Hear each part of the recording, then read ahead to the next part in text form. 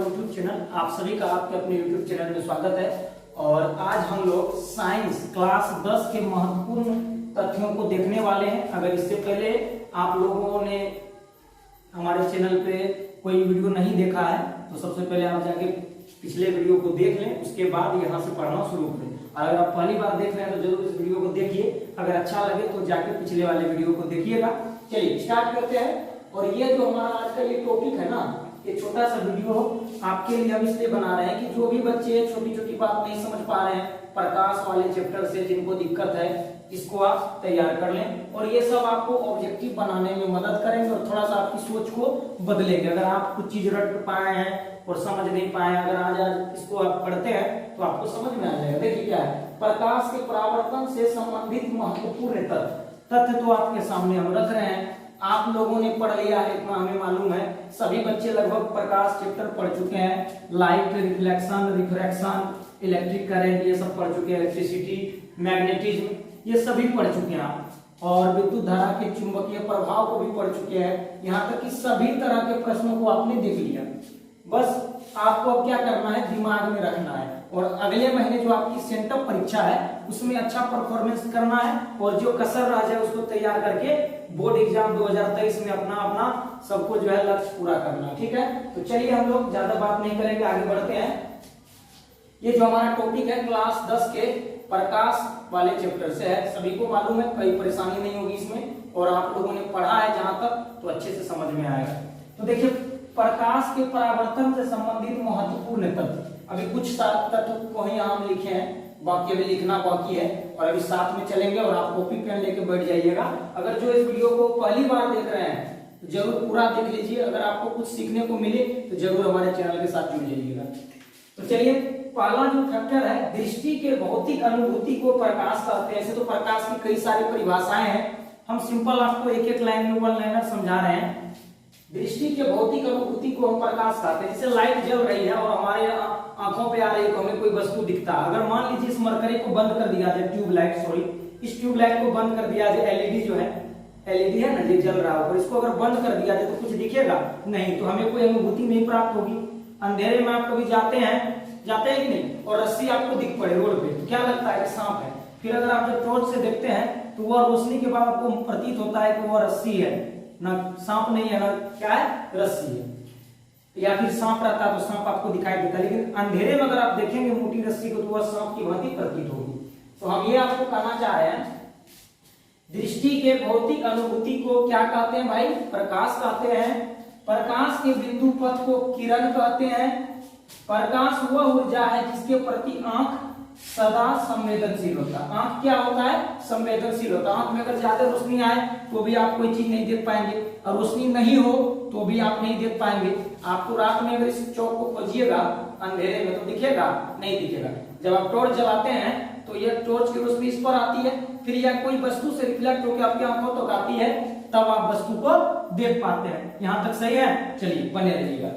आगे आप देखिए क्या है कि यहाँ इतना सारा पॉइंट हम लिखे हैं, जिनको भी लिखना है लिख लीजिए। ये सब उनके लिए है जो पढ़ लिए, थोड़ा सा रिमाइंड करना चाहते हैं, जरूर आप करिए और अच्छा परफॉर्मेंस करिए अपने एग्जाम में। ठीक है, यहाँ से चौथा नंबर जो हमारा प्रश्न है, टॉपिक होगा, वो देखिएगा। चौथा फैक्टर क्या कह रहा है आपके लिए, हम यहाँ पे चौथा फैक्टर ला रहे हैं, ध्यान से। और जो भी बच्चे हमारे चैनल पे नहीं है, नए हैं, तो सब्सक्राइब कर लीजिएगा, बेल आइकन को प्रेस कर दीजिएगा। ठीक है, प्रकाश किस रेखा में गमन करती है, जो प्राय पूछा जाता है। तो प्रकाश सीधी रेखा में गमन करती है, लिख दीजिए यहाँ पे, प्रकाश सीधी रेखा में गमन करती है। हम ये आपको बता रहे हैं ना कि आप ऐसे अगर तैयारी करेंगे तो 400 प्लस आपको आराम से आएगा बिना किसी दिक्कत के। और आपको 400 प्लस लाने हैं, 400 प्लस क्या करने हैं, आपको लाने हैं। तो देखिए यहाँ पर प्रकाश सीधी रेखा में गमन करती है। किस रेखा में गमन करती है, सीधी रेखा में। पांचवा नंबर देखिए भाई, पांचवा नंबर, इसके बाद देखते हैं हम लोग पांचवें नंबर,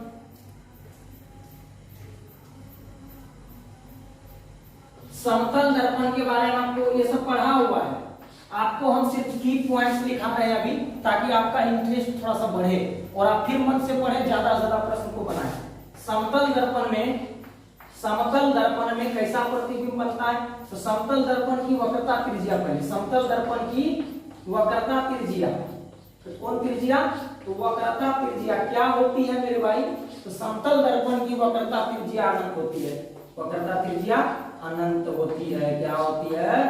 अनंत होती है। 6 नंबर आ जाए, 6 नंबर, ठीक है, समतल दर्पण में।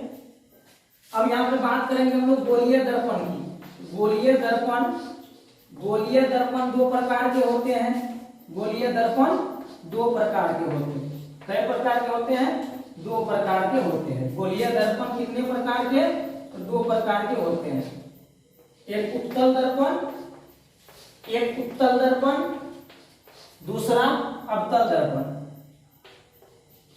छोड़ के आधा अधूरा मत जाइएगा, पूरा देख लीजिएगा, ठीक है, तब आपको समझ में आएगा। और इससे पहले अगर नहीं देखे हैं कोई वीडियो तो आप प्लेलिस्ट में जाइए, वहां पे आपको वीडियो बहुत सारे मिलेंगे मैथ्स के, फिजिक्स के, आप जरूर देखिए, आपको कुछ ना कुछ सीखने को मिलेगा जरूर। ऐसा नहीं कि कुछ नहीं सीख पाएंगे, जो कुछ भी नहीं पढ़े एक बार देख लीजिए, जरूर आपको समझ में आएगा। जहां तक हमारा प्रयास है आपको समझाने का, ठीक है। तो यहाँ पे देखिए 6 पॉइंट हो गया। प्रकाश किस रेखा में गमन करती है? तो सीधी रेखा में, बात सही है। समतल दर्पण की वक्रता त्रिज्या प्राय पूछी जाती है, क्या होती है? अनंत होती है। और गोलीय दर्पण 2 प्रकार के होते हैं, उत्तल और अवतल। तो यहाँ तक हम मिटा रहे हैं, 6 पॉइंट हो गया हमारा। 7वां में आ जाइए, पॉइंट नंबर 7।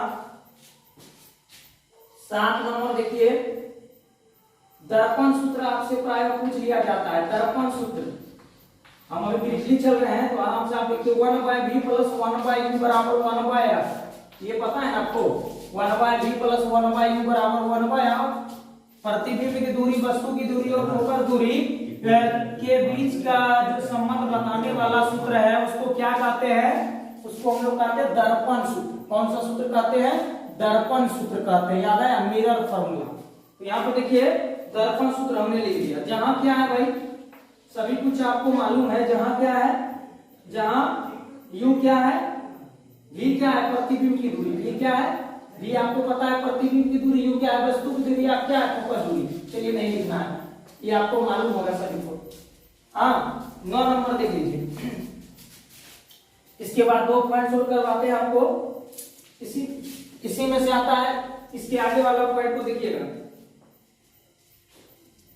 दर्पण सूत्र आपको बता दिए हम। अब आ जाइए आप फटाक से, हाँ, प्रकाश की चाल, ये भी पूछा जाता आपसे प्राय। ये सब हम तैयार करवा रहे हैं, आप थोड़ा थोड़ा पढ़िए, अभी से दिमाग में बैठते जाएगा, ऑब्जेक्टिव आपका बनेगा। और सब्जेक्टिव के लिए आप अच्छे से पढ़े ही हैं, कोई दिक्कत नहीं है। प्रकाश की चाल, प्रकाश की चाल सर्वाधिक निर्वात में होती है। किस माध्यम में? तो निर्वात में होती है। प्रकाश वहां आराम से चल लेती है। कितना? निर्वात में होती है, ये तो पता है। प्रकाश की चाल सर्वाधिक किसमें होती है? निर्वात में होती है। 9 नंबर में आ जाइए भाई। 9 नंबर देखते हैं हम लोग, ठीक है। उत्तल दर्पण का उपयोग, आप लोगों ने पढ़ा होगा उत्तल दर्पण के बारे में, बिल्कुल। उत्तल दर्पण का उपयोग कहां करते हैं? उत्तल दर्पण का उपयोग साइड मिरर के रूप में किया जाता है। किस मिरर के रूप में? साइड मिरर के रूप में ना रे, ठीक है, साइड मिरर के रूप में। इसके रूप में? साइड मिरर के रूप में। गाड़ियों के साइड में जो मिरर लगा रहता है चालक के बगल में, उसी को कहते हैं हम लोग साइड मिरर, ठीक है। तो यहाँ तक तो आप समझ गए होंगे। आपके घर में मोटरसाइकिल, कार वगैरह जो भी गाड़ियां होगी, तो उसमें देखिएगा साइड में जो मिरर लगा रहता है उसको हम लोग कहते हैं कौन मिरर? साइड मिरर, ठीक है। ये किसका होता है? उत्तल दर्पण का होता है।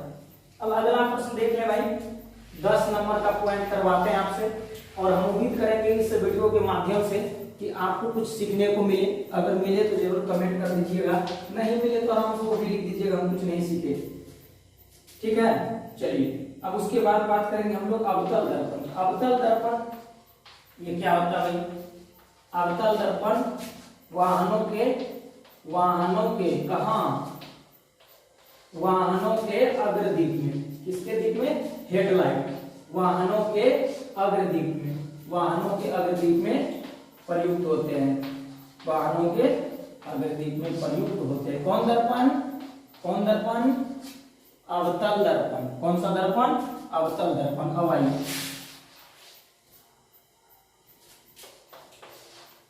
F बराबर R/2 और R बराबर 2F। F क्या है? फोकस दूरी। F क्या है भाई? फोकस दूरी। जहां F क्या है? फोकस दूरी। R क्या है? वक्रता त्रिज्या। R क्या है? वक्रता त्रिज्या। और क्या है? तो दर्पण के फोकस दूरी और वक्रता त्रिज्या में क्या संबंध होता है? तो ये प्रश्न प्रायः पूछा जाता है। आप यहां से बनाइएगा F बराबर R/2, R बराबर 2F। यदि R दे रखी है तो फोकस दूरी आधी कर दीजिए, यदि F दे रखी है तो फोकस दूरी दूनी कर दीजिए। नहीं समझे? समझा देते हैं। मान लीजिए यहाँ पे R है 40, R है 40 cm, F हो जाएगा इसका आधा, F बराबर R/2, तो 40 का आधा 20 cm। आइए 20 है तो ये 40, एक दूसरे का आधा और गुना होता है। ये रिलेशन आपको पता चल गया होगा सही से? कोई दिक्कत नहीं ना? अगर आप आसानी से समझ पा रहे हैं तो अच्छी बात है, अगर नहीं समझे तो भी आप समझिएगा, एक बार फिर से रोक करके देख लीजिएगा वीडियो को, जरूर आपको दिख जाएगा। ठीक है, तो जो भी बच्चे नए हमारे चैनल पे अगर नए हैं तो चैनल को सब्सक्राइब कर लीजिएगा और बेल आइकन को आप प्रेस कर दीजिएगा। और बहुत सारा प्रश्न वीडियो हमारे चैनल पे पड़े हैं, आप जाके उसको देखिए, कम्युनिटी चेक करिए, वहां पे बहुत सारा प्रश्न आपको दिखेगा जो आपके काम का है। आप उसको जरूर बनाइए और सीखिए, उससे कुछ ना कुछ जरूर आपको सीखने को मिल जाएगा। तो यहाँ पे आप लोगों ने देख लिया, एक प्रश्न ऐसे पूछा जाता है, जैसे एक प्रश्न आपके लिए हम लेते हैं, रुक जाइए, एक प्रश्न लेते हैं यहाँ पे। अब जब प्रश्न मन हो गया तो आपको करवा लें ये प्रश्न, और प्रश्न छोड़ के नहीं जाइएगा तो बहुत पछताइएगा। यहाँ दे रखा आपको कि गोलीय दर्पण की जो 12 नंबर के वो प्रश्न करवाते हैं, वक्रता त्रिज्या, वक्रता त्रिज्या दे रखी आपको। वक्रता त्रिज्या कितनी है? वक्रता त्रिज्या 40 cm। तो कह रहा फोकस दूरी क्या होगी? फोकस दूरी क्या होगी ये पूछा जा रहा है। सॉरी, ये प्रश्न 2018 में पूछा गया सेकंड शिफ्ट में। फोकस दूरी बराबर 1। फोकस दूरी क्या होगी आपको पता है ना? F बराबर होता है R/2, तो वक्रता त्रिज्या 40 का आधा कर दीजिए, 2 से भाग करिए तो 20 cm। कहीं से कोई दिक्कत तो प्लस में तो प्लस लिख दीजिए। उत्तल और अवतल दर्पण का तो फंडा मालूम है ना? उत्तल दर्पण की फोकस दूरी धनात्मक, अवतल की फोकस दूरी ऋणात्मक होती है।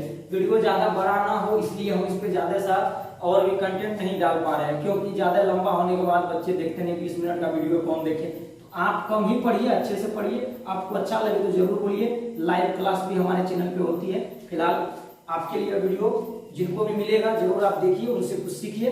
अच्छा लगे तो जरूर इसको लाइक कर दीजिएगा, चैनल पर नए तो सब्सक्राइब कर लीजिएगा। थैंक्स फॉर वॉचिंग, मिलते हैं नेक्स्ट वीडियो में।